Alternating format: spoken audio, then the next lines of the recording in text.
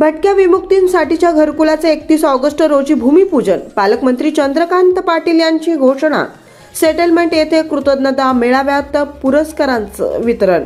भटक्या विमुक्त समाजासाठीचा सेटलमेंट परिसरातील घरकुल प्रकल्पाचे भूमिपूजन 31 ऑगस्ट रोजी करण्यात येणार असल्याची घोषणा पालकमंत्री चंद्रकांत पाटील यांनी केली आहे. महाराष्ट्र सरकारनं मुख्यमंत्री माझी लाडकी बहीण योजना सुरू केल्याबद्दल आणि विद्यार्थिनींना मोफत शिक्षण जाहीर केल्याबद्दल आई प्रतिष्ठान आणि माणुसकी प्रतिष्ठान यांच्यातर्फे शनिवारी सेटलमेंट येथे कृतज्ञता मेळाव्याचं आयोजन करण्यात आलं होतं.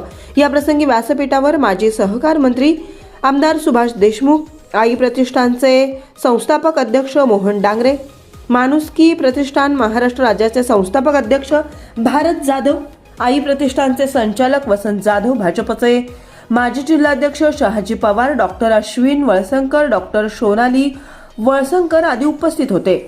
पालकमंत्री चंद्रकांत पाटील म्हणाले, भटक्या विमुक्त समाजाला त्यांच्या हक्काची जागा मिळवून देण्यासाठी आम्ही कटिबद्ध आहोत.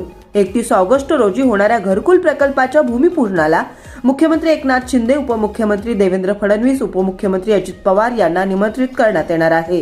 सेटलमेंट आणि परिसरातील भटक्या विमुक्त समाजाच्या नागरिकांचे उतारे मिळणे, त्यांना त्यांच्या हक्काची घरकुले मिळणे यासाठी सरकार प्रयत्न करीत आहे.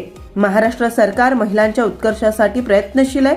मुख्यमंत्री माझी लाडकी बहीण योजनेतून दरमहा 1,500 रुपये, मुलींचे मोफत उच्च शिक्षण, महिलांना वर्षातून 3 मोफत गॅस सिलेंडर, पिंक रिक्षा अशा अनेक योजना सरकार राबवत आहे. तसेच आगामी काळातही योजना राबवण्यात येणार आहेत.